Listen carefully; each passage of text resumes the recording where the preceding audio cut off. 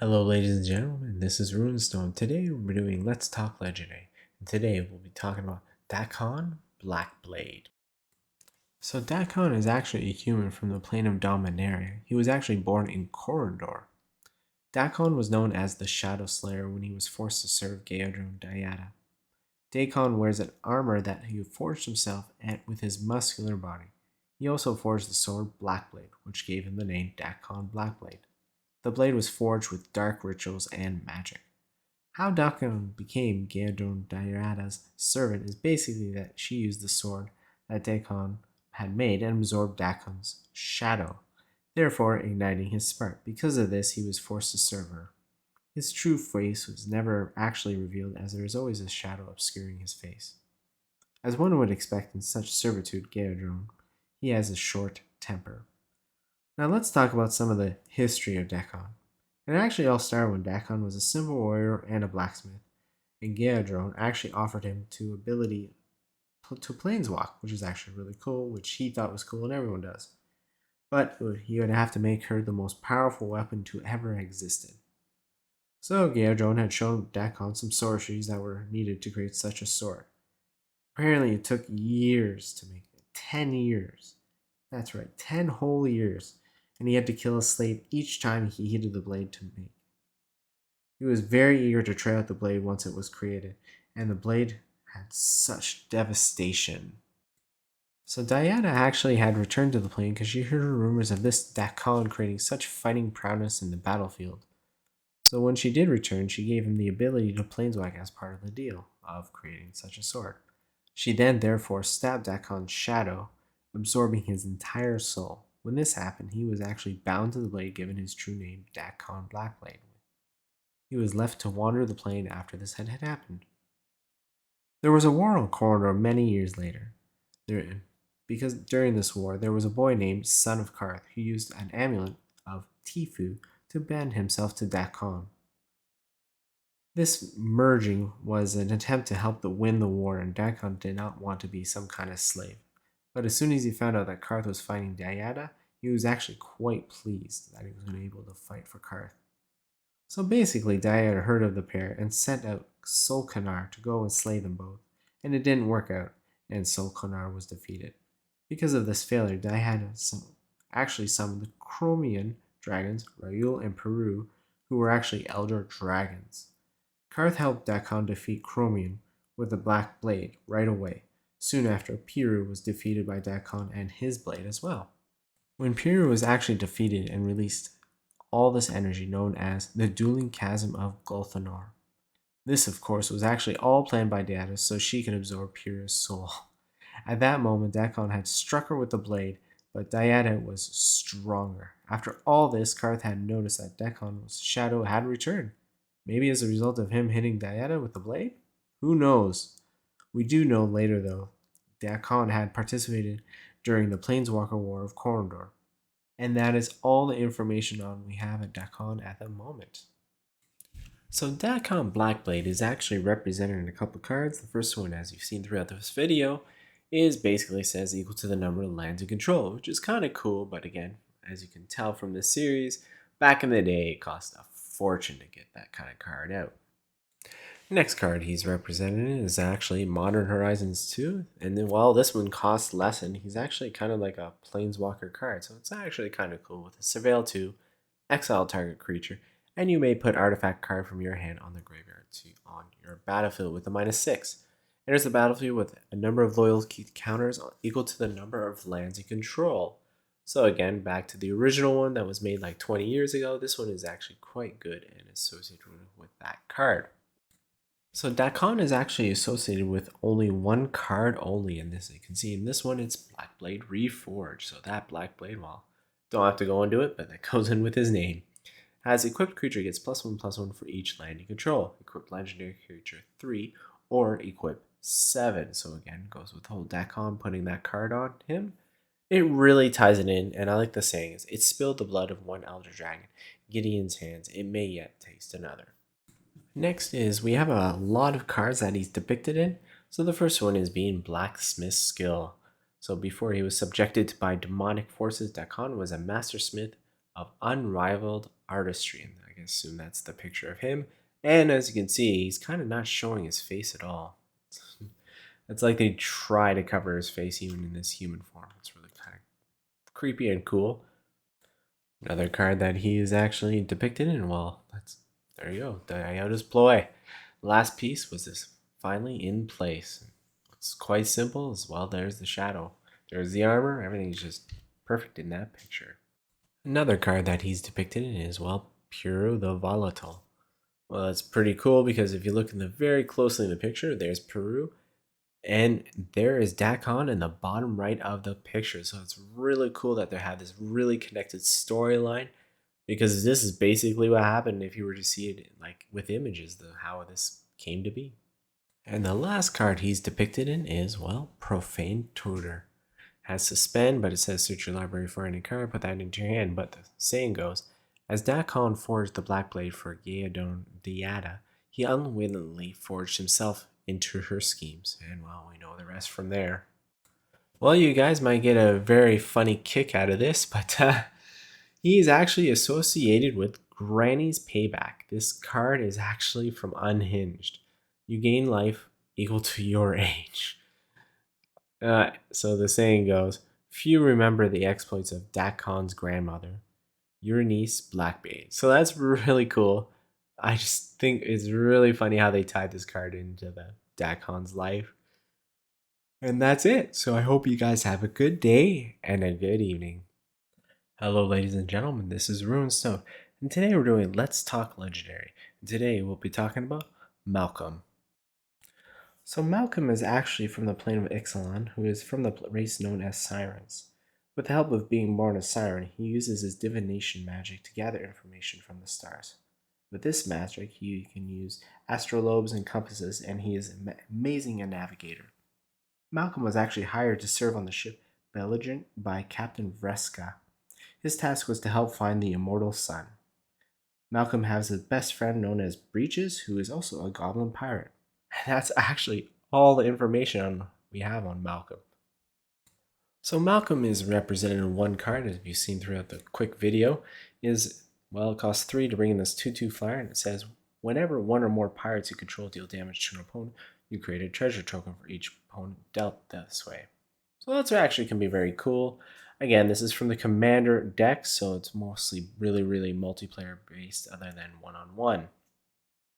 And believe it or not, Malcom is referred to in one Scape Shift card from M19. It says, whether we like it or not, our arrival has altered the landscape. Malcom, the navigator of the Belligerent. And that is all the information we have on him and in the cards at the time of this video. And I hope you guys have a good day and a good evening. Hello, ladies and gentlemen, this is Runestone. Today we'll be doing Let's Talk Legendary. And today we'll be talking about the legendary creature, Millicent. So Millicent is actually a spirit from the plane of Innistrad. When she was a human, she was born in a plane called Stensia. As you can see in the picture, she is a Geist soldier. She became a spirit during the time known as the Travels. The Travels was actually a time when angels went mad and demon cults sprang up like crazy everywhere. When she was alive in Stensia, she lost her entire family during this time. As she was mayor of a small town, she took the initiative to create a sanctuary for all those who lost people as well. As a result, this small town became a city, and this city became a place where humans learned how to heal in every aspect. Then, for some reason, the city was wiped out like it never existed. We don't know what happened or how this was done. Later, Millicent and the citizens of the city rose as spirits. These spirits showed an unusual sense of community even in death. Millicent, the leader of this group, traveled together to seek vengeance for each of those spirits that became from the ground from that community. When they traveled to cities, they only killed disguised werewolves or corrupted officials. During the Crimson Vow, Millicent and the spirits were used experienced by the necro-alchemist Kryl Rav. This made Millicent even more crazy on the idea of revenge. Millicent did try to employ Elos Wicker to find Rav. This included Rav's accomplice, Jacob Hawken, as well. And that is actually all the information we have on Millicent at this time. So as you can see in the picture, Millicent Revenant actually costs 5 colors and a white and a blue for this only card that she is represented for this 4/4. It says the spells cost 1 less to cast for each spirit you control, which is really cool. So basically you want to build a spirit deck with this, which actually ties in the storyline with the community of all spirits, which is really cool. I like how they tied that in. And then it says whenever Revenant or another non-token spirit you control dies or deals combat damage to a player, create a 1/1 white spirit creature token with flying. Again, ties into the storyline, which is very impressive. I really like the Picard. It's very powerful, though it costs 7 mana to bring it, but once you get that into play, it's actually kind of cool. And that is all the information we have on her, all the cards at this time of this making of this video, and I hope you guys have a good day and a good evening. Hello ladies and gentlemen, this is RuinSnow, and today we're going to be doing Let's Talk Legendary, and today it's going to be about the Prismatic Piper. So the Prismatic Piper, which has not a lot of information, supposedly exists on all planes that is pure mana. When magic users use spells in times of need, they sometimes use such spells that have never been able to cast before. Somehow the knowledge of how to cast such spells disappears from their mind as fast as it had entered. All mages report one thing though, they all hear a flute being played with music. So with this all happening, researchers call this phenomena the Prismatic Piper. So says the theory that something is more pure than the elementals exist and must be a spirit of pure mana. Of course, if the spirit is pure mana, it would have no will of its own, according to these researchers. As well, they have been attempting to try to figure out what is the criteria for such harnessing this ability. Of course, there has been no success. The Prismatic Piper is only represented actually in one card, and that's all the information about this legendary creature at this time. So I hope you guys have a good day and a good evening. Hello ladies and gentlemen, this is RuinSnow, and today we're going to be talking about Let's Talk Legendary. Today, you can see we're doing the Wanderer. The Wanderer is actually a mysterious planeswalker. She is one of the most deadliest warriors who appeared during the War of the Spark saga. She is seen around wearing a mask that covers her face and even her eyes. To help with her facade, she even wears a brim hat with a white garb. Apparently, Rael Zarek thinks the Wanderer had once been a beautiful face, but is now scarred, as she also admitted she was beautiful once. She did not deny such a claim, and her disfigurement was because of something Tezzeret had done. The Wanderer has had the ability to absorb kinetic energy, therefore she can release it through her sword. You can tell this by the white trail she leaves when she sways the sword. The Wanderer is actually also cursed if you think about it when it comes to Planeswalker. She does not need to rest as a Planeswalker normally would, while others need to do it immediately when they do that. The drawback is if she doesn't concentrate where she wants to go, she can randomly appear anywhere on any plane. This happens when she is also unconscious or asleep. She is tied to the Blind Eternities more than most Planeswalkers. The Blind Eternities is the space between the planes. Since the Wanderer is associated with white mana, she often leaves a white light where she planeswalks. The Wanderer is always traveling. No one seems to know what she hasn't planned. She just kind of disappears and reappears anywhere it could be. But we always try to find it. But she always tries to hide her identity in a way connected to the constant traveling. She has some history with Tezzeret, who was a human planeswalker from Alaria. She believes that he's some threat to the whole multiverse. The Wanderer appeared on the plane Ravnica by the Interloper Beacon. She actually got stuck on the plane by the legendary artifact, the Immortal Sun. While she was there, War of the Spark was happening, and she fought with their Ravnicans and other planeswalkers against the Eternals. When she was there, she ran into Sarkanal Vol, who she knew apparently. When the war was over, and the Immortal Sun was finally destroyed, she chose to stay on Ravnica. Rael Zarek, with the help of the Wanderer, they were able to find Tezzeret with his planar bridge technology. He was traced back to his fortress on Alaria and Esper. When the Wanderer and Rael Zarek were met by the Ethereum gargoyles, which were all destroyed by the pair except for the leader Grok, they battled throughout the fortress to find Tezzeret, but the Wanderer was whistled away, being hit unconscious during one of the battles. When she was able to be finally awake, she returned to the fortress at night to find it was abandoned. She then visited Rael Zarek, who told her of the defeat. Apparently, the Wanderer was seen on Icaro once by Vivian Reed, fighting a monster, and then disappeared as she reappeared. This is a quote from the Wanderer. She said, "The multiverse is infinite, but I've visited a few hundred at least." So that being said, we know there's a few of the realms she had visited. She visited Kamigwa, Ikora, Ravnica, Innistrad, Dominaria, Alera or Esper, and Omaket. So throughout her travels, she's actually met several or many planeswalkers while she was doing this. Obviously, she's met Tezzeret, Samet, Kea, Lelena Vess, which obviously was not a mutual thing, Dak Faden, Darvelkane, Vraska, Sarkanval, Jaya Ballard, and Gideon Jura. So this is actually all the information we have on the Wanderer at the time. So for 3 colors and a white, as you've seen throughout the whole video, comes into play with that 5 and then the -2 exile target creature with a power of 4 or greater, which is really cool. I like the ability. It says prevent all non-combat damage that will be dealt to you and other permanents you control. Basically, this card alone destroys any red deck. But there's one card that's associated with the Wanderer, which is the Wanderer Strike. So for 4 colors and a white, it says exile target creature, then proliferate. Not a very good card, but again, we're talking about the Wanderer, which is associated, and then the saying is precise clean cuts, no one saw anything again. Tag the report with my code and file it. Really cool card. And then there's only one card the Wanderer is depicted in. So the Wanderer is actually in Blade Banish. And the bottom says, the Wanderer walks many paths, her blade travels only one. Quite a reference as her, planeswalker abilities, and her sword, travels only one. And that is all the information, as I said before, all the cards that the Wanderer at the time of this video is associated with, and everything. So I hope you guys have a good day and a good evening. Hello ladies and gentlemen, this is Runestone. Today we'll be doing Let's Talk Legendary. Until we'll be talking about the dinosaur, Thrasta. So as you can tell in the picture, and as mentioned, Thrasta is a dinosaur from a plane that we do not know very much from or the name. But we do know that this plane has never-ending storms. So because of that, Thrasta actually lives to enter storms when they are the fiercest. This is because Thrasta absorbs all the lightning when it becomes struck. So basically, bigger the storm, the more lightning or energy it absorbs. But once Thrasta absorbs as much as it can, it goes on the hunt for other dinosaurs to challenge them in battle. Sometimes these battles actually cause earthquakes. This is because Thrasta wants to be the greatest predator of the entire forest. And that is actually currently all the information we have on Thrasta at the moment.